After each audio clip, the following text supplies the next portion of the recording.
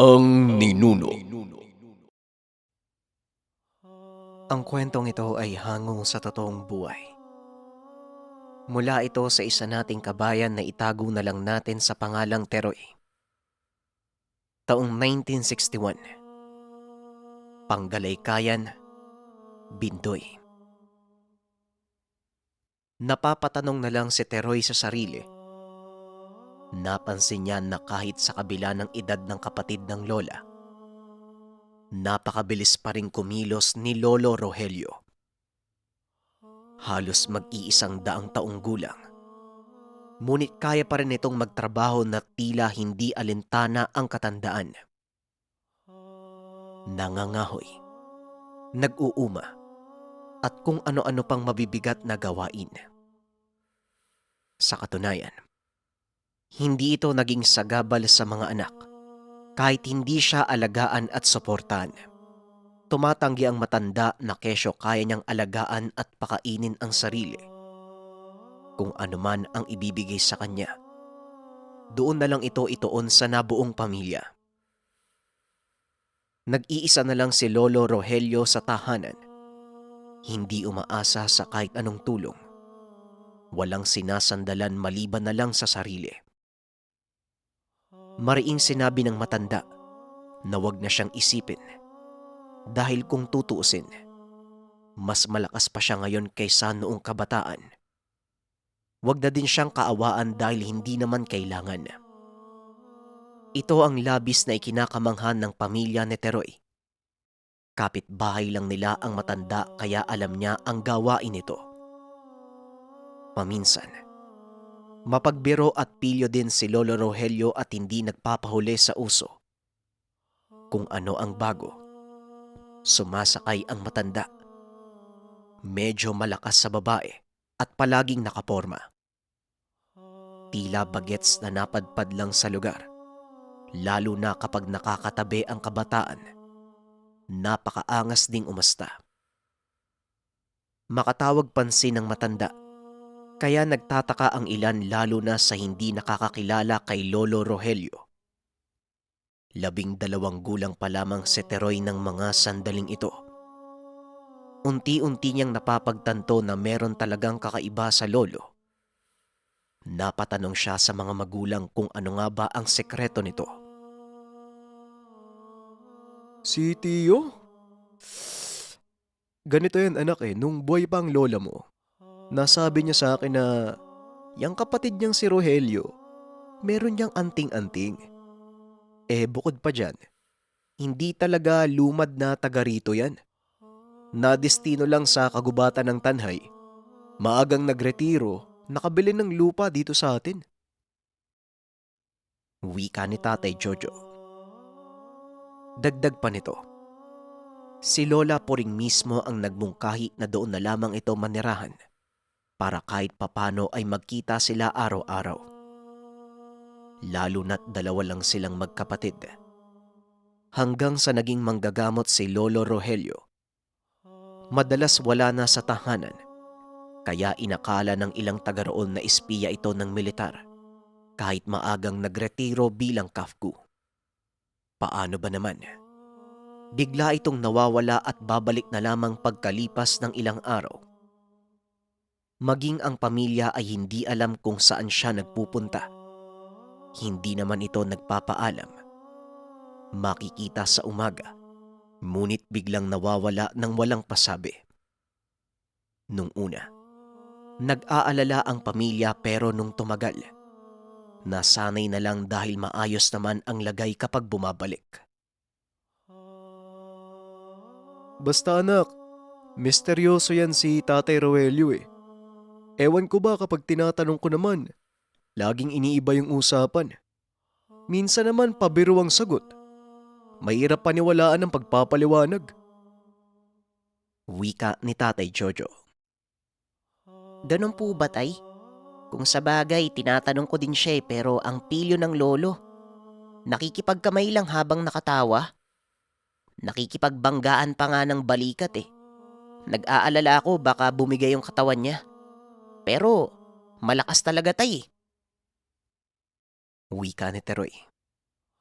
Mula nang magkaroon ng malalim na pag-unawa ang bata, lalo na sa mga narinig niya sa ama, nais niyang alamin ang lihim na tinatago ni Lolo Rogelio. Isang umaga, nakita niya ang matanda na bihis na bihis. Nakaangat at makintabang buhok, nakakulduroy na pantalon, nakadamit na kasing kapal ng kapote. Nang mga sandaling iyon ay bitbit ng matanda ang baston na mukhang ugat ng kahoy. Ngunit nakahulma na tila pinagduktong na buto ng ahas. Si Teroy naman, nakatingin sa beranda ng tahanan, nakaharap lamang ng bahay ni Lolo Rogelio. Ang gara ng datingan, Lo ah. Saan punta natin? Kintab pa ng sapatos oh. Wika ni Teroy. Pista sa Dumulugdong. Makikifiesta lang.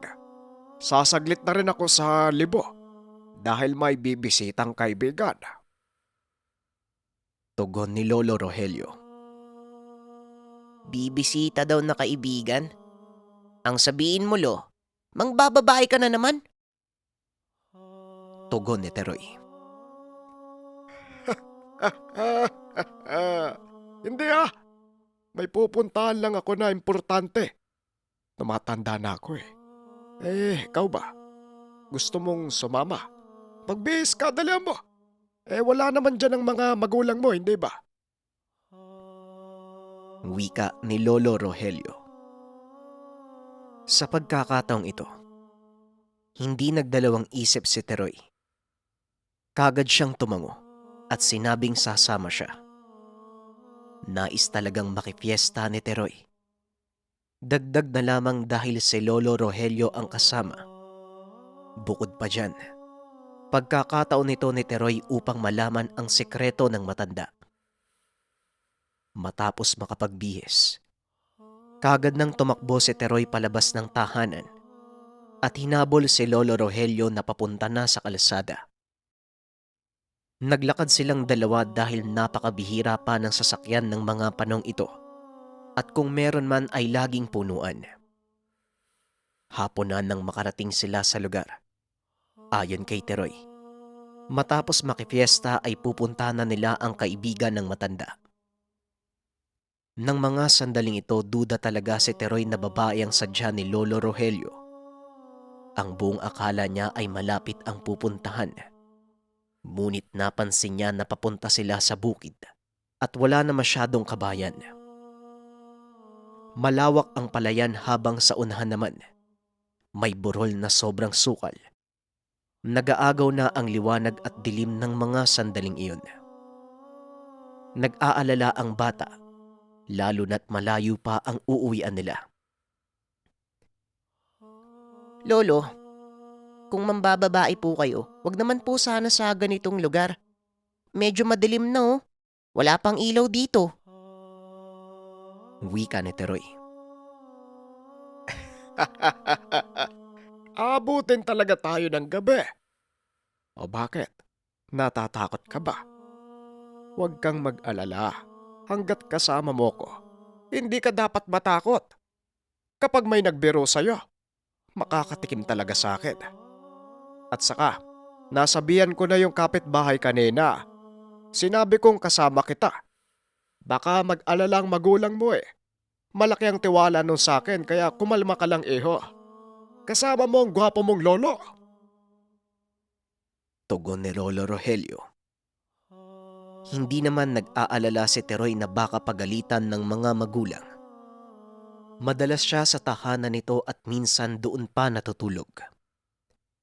Mas kinakabahan siya dahil baka kung anong mangyari sa matanda. Maya-maya pa, kumabig sila ng lakad sa gilid ng burol. Madilim na. Nagkalat ang mga puno ng saging sa burol. Habang sa kabilang banda naman, malalim ang pilapil at kung hindi mag-iingat sa paglalakad, siguradong malalaglag at lulubog sa putik na tila kumunoy. Teka, nakalimutan ko yata kung saan yung bahay ng kaibigan ko ah. Eh, nako, ang laki na ng pinagbago dito. Ay, oo nga pala doon sa unahan. Ayun nakikita mo ba, Dok?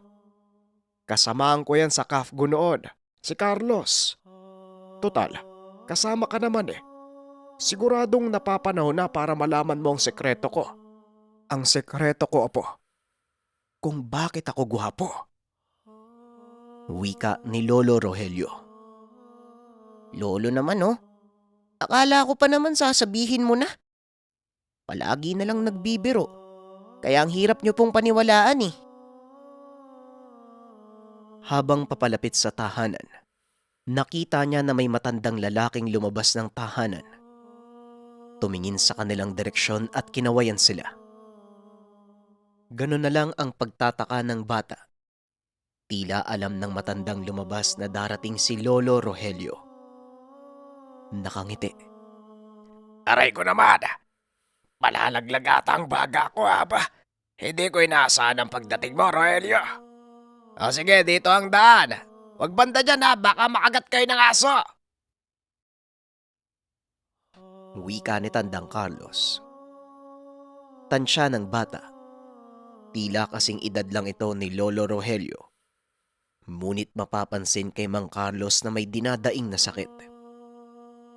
Pero nakakapagtaka na sobrang linaw ng mga mata. Ayon kay Teroy, madilim na ng mga sandaling iyon. Ngunit malinaw pa rin sila nitong nakikita.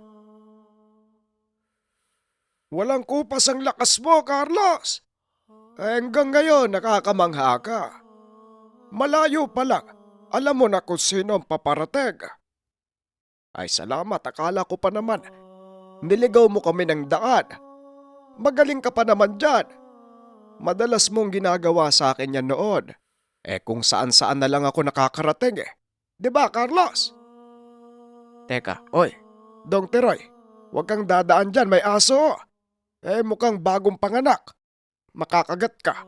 Dito, sumunod ka sa akin. Wika ni Lolo Rogelio. Hanggang sa makapasok na sila sa bakuran.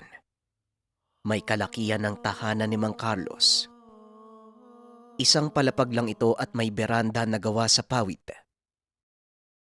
May ibang taong nakasilip sa bintana. Isang lalaki na makisig ang pangangatawan. Mukhang apo o hindi kaya naman anak ni Carlos. Inutusan pa ito ng matanda na ipaganda sila ng makakain. Ngunit umiling si Lolo Rogelio at sinabing kakagaling lang nila sa piyesta. Ayon kay Carlos, gusto niya sanang makipiesta, kaso hinayaan na lamang niya ang mga kamag-anak. Nahihirapan na siyang kumilos dala ng katandaan. Pwede dyan sa upuan, matibay yan. Apa, ikuha mo kami ng isang galong bakal. Pasensya ka na, Rogelio. Naubos na yung tinitinda kong sariwang tuba. Bahal na lang ang natira . Ayos lang ba yun sa'yo? Tanong ni Mang Carlos. Nako, masusubukan mo na naman yung tatag ko sa pag-inom. Bueno, kahit suka na yan, iinumin ko pa rin. Eto ang sekreto ko, Dong. Teroy, alak! Tugon ni Lolo Rogelio. Sa puntong ito, napakamot na lang ng ulo si Teroy. Bagaman mali siya ng hinala, hindi babae ang pinunta ng lolo. Nadismaya ang bata dahil inom lang ang sadya ni Lolo Rogelio. Pagkatapos maiabot ng apo ni Carlos ang mga galon ng bahal, kaagad nagsalita ng inomang dalawa. Bagot na si Teroy. Ngunit kahit papano natutuwa naman siya sa kwentuhan ng dalawang matanda. Ngunit maya-maya lang, naging seryoso ang usapan. Nga pala, ano bang sadya mo dito, Rogelio? Alam ko namang hindi ka pupunta ng walang dahilan. Kilala kita. Kapag lumapit ka sa akin, alam kong meron kang kinakaharap na problema. Wika ni Mang Carlos. Tama ka naman. Hindi talaga ako pupunta dito kung hindi importante. Kahit hindi ko nararamdaman ang katandaan, minsan naiisip ko, baka hindi na ako magtatagal. Alam mo na, yung pakiramdam na baka bukas patay ka na. Humihina na ang pisikal kong katawan. Ramdam ko na si kamatayan, Carlos. Iba talaga ang binibigay ng mga tangan, ano? Ay, nakakamanga. Tugon ni Lolo Rogelio. Nakikita ko naman, totoo ang lahat ng yan. Malakas pa rin pero inaanay na ang katawan. Hindi may pagkakaila na pareho tayo eh. Hindi naman natin maiiwasan si kamatayan. Hindi pwedeng manatili tayo sa lupa ng habang buhay. Pandaraya na yun sa mata ng Diyos. Siguro pwede. Kung yung lakas mo galing kay Satanas, malaya ka at immortal. Wika namang Carlos. Sa pagkakataong ito, maiging pinakinggan ni Teroy ang pag-uusap ng dalawa. Alam niya na meron siyang matutuklasan sa pagkatao ni Lolo Rogelio, lalo na sa mga binibitawang salita na ngayon pa lamang narinig ni Teroy. Alam mo, sa totoo lang, ayokong ipasa sa mga anak ko o kahit kaninong kamag-anak ang tangan ko eh. Natatakot ako sa sasapitin nila. Naiisip kong baka mas malala pa sa atin eh. Hayaan ko na lang ang pamilya ko na magkaroon ng normal na buhay. Wika ni Lolo Rogelio. Yan ba ang problema mo kaya ka nandito? Naku, wag Rogelio. Dapat may pagbigyan ka. Aray, ayan na naman. Sumasakit na naman ang likod ko. Hayaan mong may maging legasiya ka. Yan ang magsisilbing alaala mo eh. Bakit hindi mo sila turuan ng kaalaman nang makaiwas sila sa panganib? Ayaw mo nun. Mananatiling buhay ang alamat ni Rogelio sa kamay ng kaanak mo. Pumili ka kung sino ang karapat-dapat. Wika namang Carlos. Dito nabati ang atensyon ni Teroy. Tila nasabik siya sa pinag-uusapan ng dalawa. Mawalang galang na po, Lolo Rogelio. Nakakabagot mag-antay dito. At saka parang hindi ko naman maintindihan yung pinag-uusapan nyo. Alam ko naman po na meron kang tinatago. At saka wag po kayo mag-alala, hindi ko naman po ipagsasabi eh. Ako lang po yung makakaalam. Saka aray ko naman, ang dami naman pong lamok dito. Wika ni Teroy. Aba, nakakatawa tong apo mo ah. Ikaw talaga, Rogelio. Sa sobrang pag-iingat, hindi mo na namamalayan, nahihirapan na mga kaanak mo sa kakaisip sa'yo. Siguro sakit ka sa ulo ng pamilya mo, ano? Ako matagal ko nang sinabi. Maliliit pa lang ang mga anak ko, alam na nila kung sino ko. Ayoko nag-aalala sila eh. Pero teka, nakakamangha yung lakas ng kuryosidad ng batang to ah. At saka mukhang matapang. Tignan mo yung mga mata oh. Hindi mo ba napansin napaka-agresibo? Matalino tong batang to. Alam mo dong, itong lolo mo, alamat sa Kafgo eh. Marami ang napatumbang rebelde. Mabilis at malakas kahit walang sandata. Oh, Rogelio, huwag kang sumimangot dyan. Mas magaan ang pakiramdam kapag nagsasabi ng katotohanan. Para mapanatag ka. Apo mo naman yan eh. At kailangan din nilang malaman kung anong lihim sa pagkatao mo. Palibasa, ayaw mong katakutan ka ng mga tao eh. Wika ni Mang Carlos. Ay nako, Carlos. Ang aga mong tinamaan ng alak. Kinikindatan pa naman kita kanina. Hindi mo napansin. Alam mo namang may kasama ako eh. Ayan, wala na. Para mo na akong hinubaran. Huwag kang maniniwala sa sinasabi ng matandang ito ha. Hindi totoo yon, Teroy. Wika ni Rogelio. Lolo, alam ko namang pong totoo yan. Naniniwala po ako kay Tandang Carlos. Marami po kayong lihim. Pinag-uusapan na nga po kayo ng pamilya eh. Tama po si Tandang Carlos. Sakit po kayo sa ulo. Ayaw niyo pong magpaalaga kahit matanda na po kayo. Nag-aalala po kami. Baka wala kang makain, walang makasama, lahat ng anak mo may sariling pamilya na. Muling wika ni Teroy. Sa pagkakataong ito, napakamot na lang ng ulo si Lolo Rogelio at panay ang pag-iling. Naku, itong batang ito, oo. Ayan tuloy lumakas yung kuryosidad. Alam mo ba, Carlos, kahit pilyo yung batang yan, gustong gusto ko itong si Teroy. Apo to ng kapatid kong si Puring. Pero lahat ng mga kamag-anak namin, kahit sa loob ng pamilya ko, sa batang ito ko nakikita ang sarili ko. Kaya nga natutuwa ako kapag nasa bahay yan eh. Wika ni Lolo Rogelio. Natutuwa daw, hindi naman eh. Palagi nyo nga po akong niloloko. Nawawala ka na lang bigla tapos gugulatin mo ko. Lagi pa nga ako naiiyak dati. Nilalayo mo naman ng usapan, Lolo. Liliis ka na naman ng kwento. Kapag naiipit, umiiwas. Tugon ni Teroy.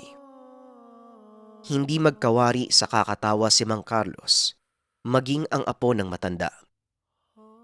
Nakakatuwang pagmasdan habang nag-aasaran ang maglolo. Sobrang kulit. Pareho ng ugali na malakas magpatawa. Yun naman pala eh. Bakit hindi na lang tong bata na to yung piliin mo? Aatakin ako sa inyong dalawa. Grabe kayo mag-usap. Itong batang to talagang malakas yung kuryosidad, ano? Ikaw, Iho, ano bang pangalan mo? Teroy, hindi ba? Teroy, hindi ka ba natatakot kapag nalaman mo yung tinatago ng Lolo Rogelio mo? Alam mo, mahirap paniwalaan kung anong meron sa kanya. Totoo ang sinasabi ko. Alamat tong lolo mo. Gusto mo bang malaman kung bakit? Wika ni Mang Carlos. Kagad namang binati ni Lolo Rogelio ang kaibigang matanda. Idiniin na walang katotohanan ang sinasabi ni Mang Carlos. Hanggang sa sumabat na ang apo ni Carlos na malaking tao, na itago na lang natin sa pangalang Noah. Sinabi nitong siya ang tagapagmana ng tangan ng matanda. Tanggap niya ang lahat. Pinaghahandaan na lahat ng panganib sa buhay sa oras na dumating ang pagsubok. Mawalang galang na po, Mang Rogelio. Pero dapat, sabihin niyo na po sa apo niyo yung lahat eh. Para kahit papano, meron man lang nakakaalam kahit isa sa pamilya mo. Yung batang yan, pwedeng siya rin yung piliin mo. Nakikita ko naman na magkasundo kayo eh. Wika ni Noah. Walang nagawa si Lolo Rogelio kung hindi sabihin ng katotohanan. Kaagad niyang sinabihan si Teroy na dapat isa-isip ang lahat ng maririnig. Isang beses niya lang ito sasabihin at hindi na uulitin pa. Ayon kay Lolo Rogelio, totoong isa siyang alamat noon. Si Mang Carlos din mismo ang nagbansag. Mula ito nang magtangan siya ng sobrang lakas na mutya. Alam mo ba kung ano ang mutsyadong? Oh, bakit napapakunot ka agad yung mukha mo? Makinig ka muna. Hindi na ako nagbibiro. Ngayon, totoo ang lahat ng lalabas sa bibig ko. Wika ni Lolo Rogelio. Mukhang diskumpiyado pa rin si Teroy na tila hindi naniniwala. Nakangiwi ang bibig habang nakikinig sa matanda. Sigurado ka, Lolo ah. Totoo yung lahat ng sasabihin mo. Mamaya hindi na naman eh. Kagaya na lang nung bibilan mo ko ng laruan. Wala naman. At saka, ano po ba yung mutya? Sige nga po, naniniwala na po ako. Wika ni Teroy. Dito napangiti si Lolo Rogelio. Hinawakan ang ulo ni Teroy. Nasabing nararapat na sigurong ipasa ang kaalaman, ngunit sa bata lamang. Sa pagpapatuloy ng matanda, ang mutya ay isang bertud. Maraming klase pero lahat ay galing sa kalikasan. May iba namang bertud na gawa lang ng tao, kagaya na lang ng bertud ni Carlos na digdum. Inukit na digdum at ginawang San Benito. Ngunit idiniin ng matanda na malakas ang kaibahan ng galing sa kalikasan at sa gawa ng tao. Ang mga nakakamanghang bagay, bato, buto, at marami pang uri na may waga ay isang mutya. Habang halos lahat naman ng mutya na galing sa tao ay gawa ng may karunungan. Ngunit may pagkakaiba din ang karunungan, lalo na kung saan nanggagaling at kung sino ang gumawa. Mga kataga na sadyang buhay na salita at kapag nabanggit ay sobrang delikado. Sumasabay dito ang presensya ng kung sino man ang sinasamba, mula sa kadiliman o mula sa liwanag. Ang mga kataga sa Biblia, matatawag ding karunungan na maaaring gamitin bilang sandata, pero may likas na kataga na mas malakas ang bisa. Ang orasyong Latin, dahil ang mga katagang ito ay mensaheng naiintindihan talaga ng mga masasamang elemento. Kaya napakabisa sa oras na banggitin sa pakikipaglaban sa demonyo. Meron ding mga kataga na mula sa mga sugo, kagaya na lang ng Atardar, Metatron, Aklat ng 7 Arkanghel, Alpha Omega, Aklat ng San Benito, Sator, at marami pang iba. Dagdag pa ng matanda, higit sa lahat ay meron ding lokal na tawag na Bisaya na pamaba. Bagaman hindi literal na Latin pero pinaghalo-halo na ang iba't ibang karunungan. Mga lingwahe na sobrang makamandag, lalo na kapag ginamit bilang tigalpo, bakod, poder, pamparusa at marami pang iba. Ito ay ang mga nakasanayan ng karaniwang tao, lalo na sa mga nakatira sa bansang Pilipinas. Karamihan nasa Kabisayaan at mga tagong lugar. Ito ang gamit ni Lolo Rogelio, ang pamaba. Habang nakikinig si Teroy, mahahalata sa muka na tila naguguluhan, hanggang sa inangat ng matanda ang tungkod at inabot kay Teroy. Yan ang mutya ko. Yan ang dahilan kung bakit ako malakas hanggang sa ngayon. Ang mutya ng 17 ahas na namumungad sa isang kuweba sa gubat ng Pamplona. Marami akong pinagdaanan bago ko nakuha ang gamit na yan. Diba, Carlos? Kaibigan, nagpasama pa ako sa'yo. Kamuntikan ka pa nga mapahamak. Wika ni Lolo Rogelio. Lo, ang dami mong sinasabi. Para po kayong guro. Wala po akong naiintindihan. Maliban na lang po dito sa tungkod nyo. Teka, ang kati talaga ng paa ko. Ang dami pong lamok dito. Tugon ni Teroy. Dong, di ba gusto mong malaman kung sino talaga ako? Ayan, sinasabi ko na eh. Isa akong biyasa sa karunungan. Lihim na karunungan. Aba, dapat lang isa-isahin ko para maintindihan mo talaga. Ano bang sabi ko? Isang beses ko lang ito ipapaliwanag at hindi ko na uulitin. Bueno, tuloy tayo. Total mukha ka namang nakikinig sa gwapo mong lolo. Bagaman mabagal yung utak mo, pero kahit papano, meron pa namang natitira dyan. Sa madaling salita, Apo, matatawag akong albularyo. Alam mo naman yun, hindi ba? Bukod sa doktor, meron pang iba na kaya magpagaling ng sakit. Pero mas malakas at hindi nakatuon sa gamutan ng gawain ko. Nakatuon sa lakas ng katawan, liksi, bagsik, at syempre, kasama na doon ang karisma ng pagiging gwapo. Hindi mo ba napapansin, kahit matanda na ako, bakas pa rin ang kagandahan ng lalaki ko. Napakapogi ko. Wika ni Lolo Rogelio. Mukhang malakas nga po yung tama ng alak sa inyo ah. Siguro kung hindi po kayo pinatulan ni Lola Iggy, hindi po siguro kayo magkakaasawa eh. Kung sa bagay, hindi naman po kayo mahilig manalamin. Wika ni Teroy. Walang tigil sa kakatawa si Mang Carlos, pati na rin ang apo nitong si Noah. At ang mas lalo pang nakakatawa, mukhang nagpipigil lang si Lolo Rogelio dahil napakalakas mang alaska ng apo. Nagpatuloy na sa kwento si Lolo Rogelio. Ayon sa kanya, napakatibay ng tungkod. Mas matibay pa sa bakal, pero magaan. Ang sabi naman ni Teroy, mukha lang itong pinagdikit ng mga buto. Ngunit tumugon si Lolo Rogelio na hindi. Matapos mahuli ang 17 ahas, ibinilad niya ito. Dahil ang hinala niya, nasa balat ang mutya. Ganon na lang ang pagtataka ng matanda. Dahil naaagnas ang balat at ang natira na lang ay ang buto. Kakaiba ito sapagkat hindi naghihiwalay. Sa halip magkakadikit pa rin at kahit anong hampas sa buto ay hindi nasisira.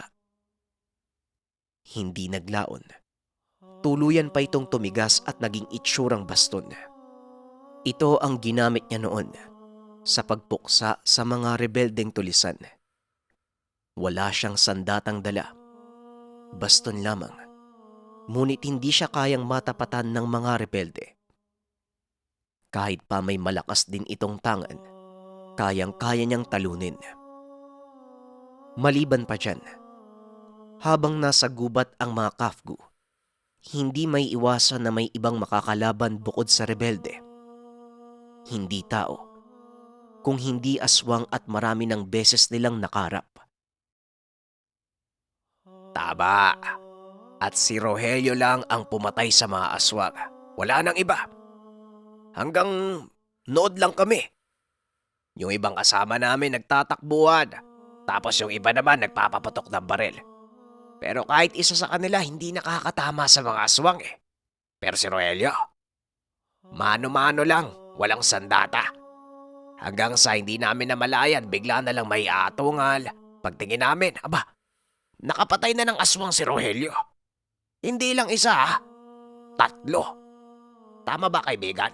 4 ata pero halos wala lang natira kaya hindi namin masyadong maalala. Mukhang tinadtad yung katawan eh. Ganyan kadelikado ang lolo mo. Teroy, mas mabangis pa yan sa aswang. Wika ni Mang Carlos. Grabe naman po pala kayo Manong Rogelio ano? Itong gamit ni Lolo, pang albularyo lang eh. Ilang pandepensa pero umaasa sa orasyon.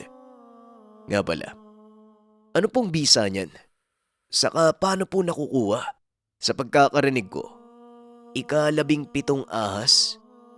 Papanong nangyaring may mutya yan? Tanong ni Noah. Napailing si Lolo Rogelio. Napatingin kay Carlos at kita sa mukha ang agam-agam. Kagaya ng sinabi ko, kamuntikan kaming mapatay sa pagkuha ng mutya ng 17 ahas. Akala ko nga noon trabong ko. Buto pala. Bueno, ganito ang nangyari. Naging usap-usapan noon sa bukid ng Pamplona, yung lugar na maraming ahas. Ayon sa marami, isa dito ang nagtataglay ng mutya. Pero ni isang tao, walang nagtangkang kumuha. Wika ni Lolo Rogelio. Dagdag pa nito. Nang subukan nilang puntahan ng lugar, akala nila madali lang ang papasukin. Kaso nasa gilid pala ito ng pangpang na sobrang sukal. May yungib at doon napatras ang dalawa dahil hindi pala karaniwang ahas ang namumungad. Isang uri ng kobra na kung tawagin ay banakun. Ito ay isa sa pinakamakamandag na uri ng kobra. Maliban pa dyan, pinoprotektahan ng ahas na ito ang teritoryo. Sa oras na may makita ang ahas na may pumasok sa lugar, hindi ito magdadalawang isip na habulin at tuklawin ang kahit sino. Kaya lumabas sila ng yungib. Doon din nila napagtanto na kaya pala walang nagtangka na kumuha sa mutya. Isa pang dahilan, lampas 20 ang ahas. Hindi nila alam kung alin sa mga ito ang nagtatanga ng mutya. Maliban pa dyan, hindi pangkaraniwan ang laki ng mga banakon. Tila sawa ang laki. Hindi may pagkakaila na ang mga ahas na ito ay maaaring may bantay na engkanto. Ngunit dahil sa kagustuhan na makuha ang bertud, matyaga nilang minatyagan ang bawat galaw ng mga ahas. Hanggang sa nakita nila na lumalabas ito sa dapit hapon. At ang ipinagtataka ng dalawa, magkakasunod na tila tren, gumagapang papunta sa batis at umiinom ng tubig. Tinandaan nila ang oras, kaya binantayan nila ito maghapon. Doon din nila nalaman ang saktong bilang. 24 ang lahat ng mga ahas. Noong lumabas na ang lahat sa yungib, dito na sila nagkaroon ng pagkakataon na pasukin ng kuweba. Inaakala nilang nagluwa ng trabungko ang isa sa mga ito at baka nasa loob ng yungib. Pero wala. Mga balat na nagkalat sa loob at walang trabungko. Kagad naman silang lumabas dahil baka abutan ng mga banakon. Dismayado si Lolo Rogelio. Bagaman masasabing may kababalaghan ng lugar, ngunit tila hindi totoo ang haka-hakang may mutya. Gusto sanang itigil na lang ni Lolo Rogelio ang pagkuha. Ngunit dahil na rin sa pangungumbinse at pagbabakasakali ni Mang Carlos, napilitan si Lolo Rogelio. Sinabi ng kaibigan na may mutya talaga sa lugar dahil nararamdaman niya ito. Kahit nawawalan ng pag-asa, hindi pa rin siya tumigil na bumalik araw-araw. Tutal malapit lang ito sa kampo nilang mga kafgu. Hanggang isang hapon.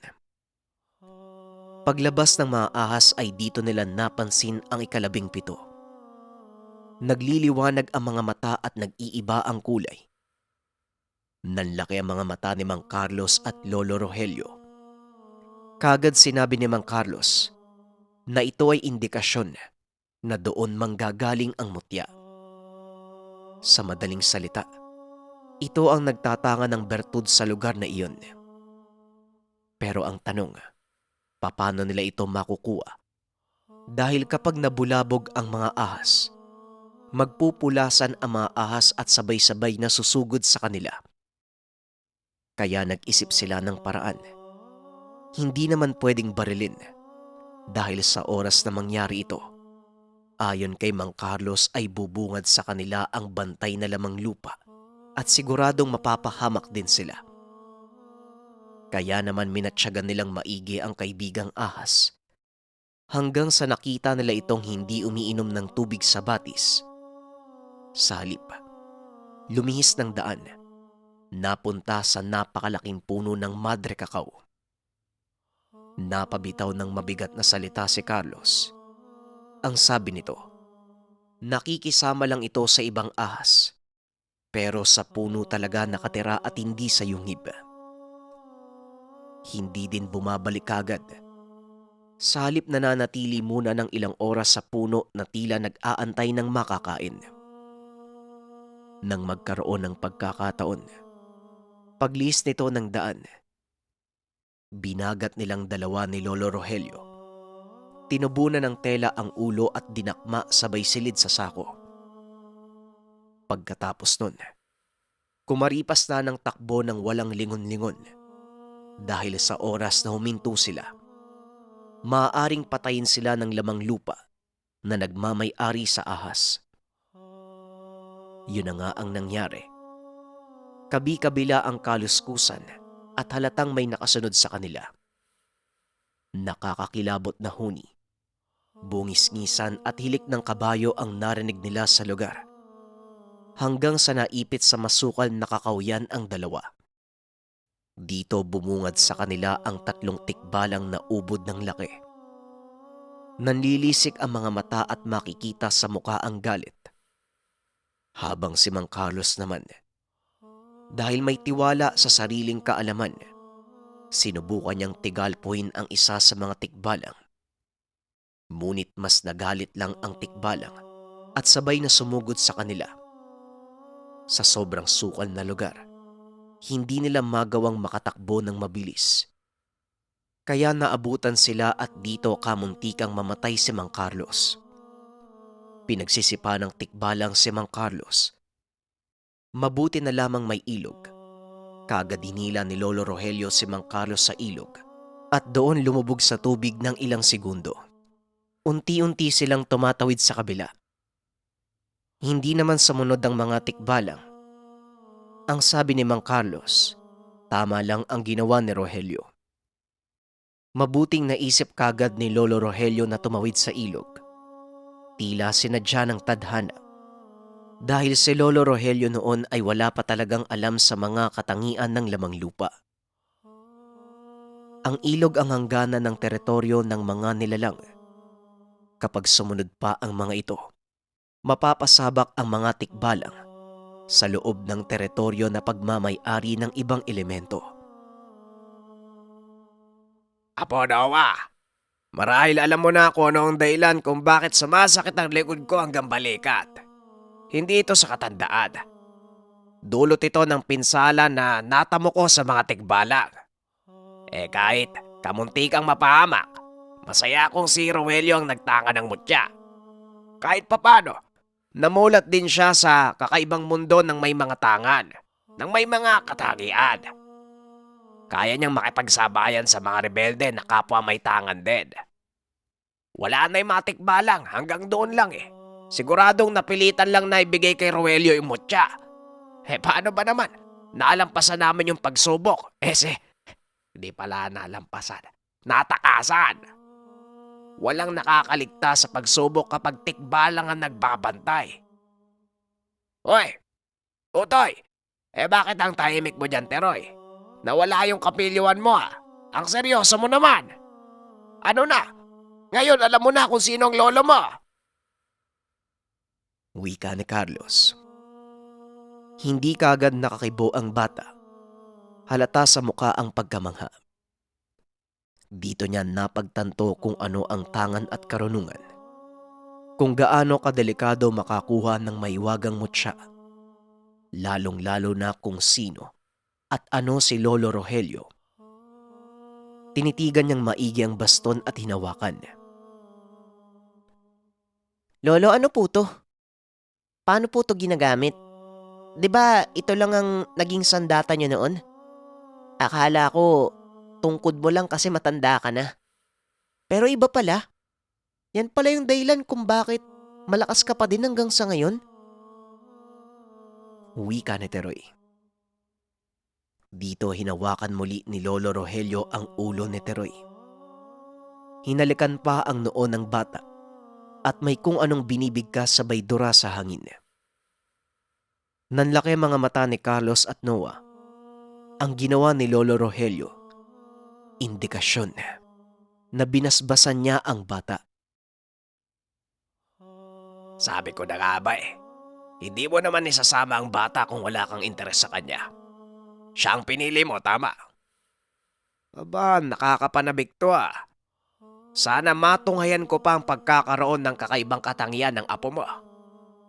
Dawa, total mas matanda ka.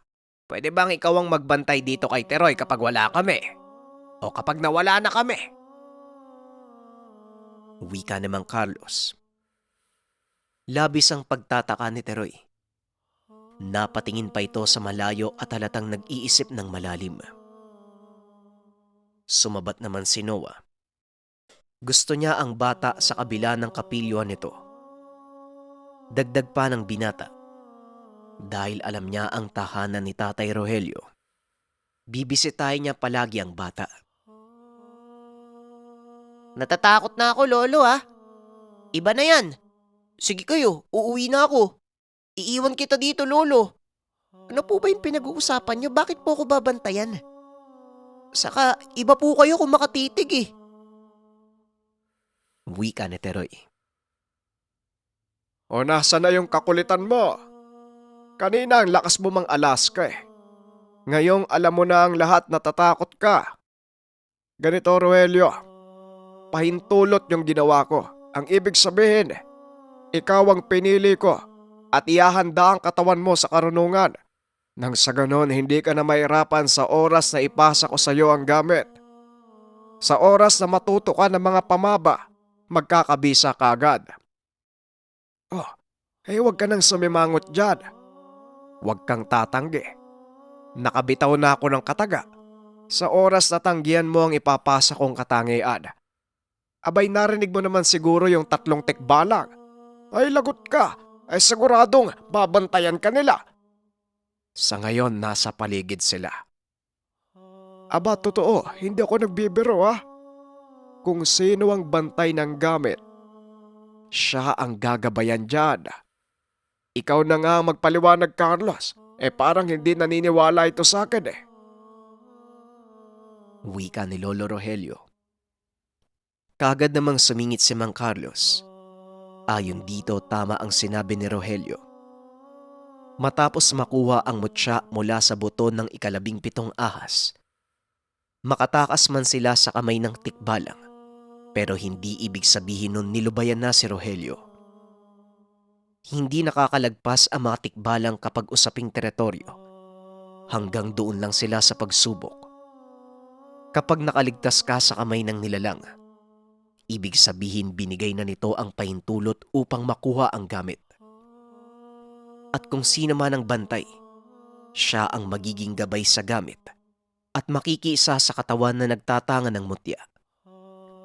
Dito naging malaya ang mga tikbalang kung saan pupunta. Wala nang usaping teritoryo dahil kaanib nila ang tao at malakas ito kapag tikbalang ang gabay. At kapag nakapili ang may-ari ng mutya na susunod sa tangan, babantayan ito ng tikbalang. Kapag tumanggi, hindi magdadalawang isip ang tikbalang na gulpi ng tao hanggang sa mamatay. Kawalan ito ng respeto batay sa mga pag-unawa ng mga gabay na elemento. Oh, kailangan ko pa bang ipaliwanag uli ng mas maging malinaw sa inyo? Ikaw kasi, yang kakulitan mo at lakas mong mga Alaska, yan tuloy ang sinapit mo ngayon. Pero Dong, ang totoo, ikaw talaga ang gusto ko noon pa. Natatakot lang ako dahil ayaw kong maranasan ng kaanak ko ang naranasan ko. Kahit hanggang ngayon nga, patuloy pa rin akong sinusubok. Wika ni Lolo Rogelio. Sa pagpapatuloy ng matanda, kaya siya nawawala ng biglaan. Indikasyon ito na may nangangailangan ng tulong. Kapag nakaramdam siya ng taong nasa peligro, kahit nasaan basta malapit sa kanya, kaagad itong pinupuntahan. Kadalasan napapasabak si Lolo Rogelio sa laban na kinakasangkutan ng masasamang tao, tulisan at mangkukulam. May iilang ding ginagambala ng aswang, bati ng mga elemento. Lahat ng ito ay nasusupil ni Lolo Rogelio sa tulong ng mutya mula sa buto ng 17 ahas. O bakit hindi ka nagsasalita? Abay magiging tagapagligtas ka na. Pero dapat manatiling lihim ang pagkatao mo. Kahit gaano pa kalapit o kahit magulang mo pa, maging kapamilya mo balang araw, wag na wag mong sasabihin kung anong meron sa'yo. Basta, walang mangyayaring masama hanggat nasa kamay mo ang baston. Ang tanong ko sa'yo, Teroy, tatanggapin mo ba ang responsibilidad? Wika ng matanda. Pinipigilan ni Mang Carlos at Noah ang pagtawa. Hindi mapakali si Teroy. Malikot ang mga mata habang pinagpapawisan ang noo. Balisa ang itsura na tila tatakbo na anumang oras. Ba naman to si Lolo? Ano pa po bang magagawa ko? Di tatanggapin ko na lang po kahit labag sa kalooban ko. Ikaw kaya yung takutin. At saka, para po kasing, ang sakit po kaya manipa ng kabayo. Maraming salamat sa pakikinig ng ating kwento mga kabayan. Simpleng katanungan, upload na ba natin ang next episode? Kung anong opinion nyo, comment nyo lang dyan sa baba. Maraming salamat. Ang ninuno.